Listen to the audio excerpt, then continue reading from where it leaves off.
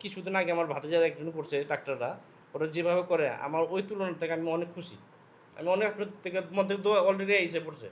আর আমার কাজ দেখে অনেক সুন্দর, অনেক পছন্দ হয়েছে। ইনশাআল্লাহ আমার রেফারেন্সে আরও কাজ নিয়ে আসবো এখানে। আমাদের এখানে কিছু প্রতিশ্রুতি ছিল, জি।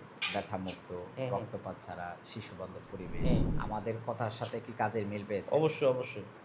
কোন জায়গা থেকে আসছেন? পুরান ঢাকা থেকে আসছি। আপনাদের মতো যে সকল এরকম আঙ্কেলরা আছে, হুম, চাচারা হুম। আছে, একটু বাচ্চাদের সুন্নতে খতনা নিয়ে চিন্তিত আছে, কোথায় খতনা করাবে? তারা কি আমাকে ইনশাআল্লাহ এখানে আমি আসতে পারে? আমার রেফারেন্স আমার নিজের চোখ দিয়ে দেখাটা। আমার কেউ বলেনি। আর আমি অনেকদিন ওরা বলছে, আমি তারপরে চোখ দিয়ে দেখার জন্য আমি একটু চেষ্টা ছিলাম। এখন নিজের দেখে আমি নিজে অনেক আনন্দিত, অনেক গর্বিত আপনার কাজ দেখা। যেভাবে ফালাইছেন, এটা তো আল্লাহর জায়গাতে নিজে তার সুন্নত করছেন, যেটা আল্লাহ রাসূল করছেন। নাপাকি জিনিসটা ফালাইছেন।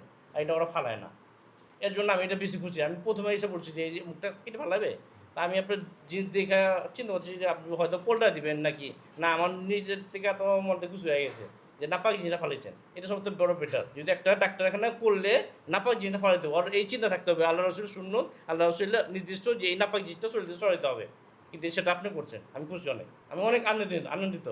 আপনাদের মতো যে সকল অভিভাবক আছে, দুশ্চিন্তায় আছে, এরকম একটা বাচ্চা নিয়ে চিন্তা আছে, তারা কি এখানে আসতে পারে তো? অবশ্যই আসতে পারবে। আর যে ভিডিওটা আপনার ভিডিওটা আমি নেবো, এই ভিডিওটা করছেন এটা নেবো আমি নিয়ে আমার ভাতিজা একটা আছে, আমার বন্ধু ছেলে বলছে, "তুই দেখা, যদি হয় আমি করাবো।" ওকে নিয়ে আসবো, আমি নিয়ে আসবো ইনশাআল্লাহ। আর আমি এমন একটা মানুষ আপনাদের দোয়া থেকে যেখানে ভালো হয় আমি মানুষের কালেকশন করে দিই। আমার কোনো বিল দরকার নেই। আমার আল্লাহ পাক আমাকে দিল আলহামদুলিল্লাহ।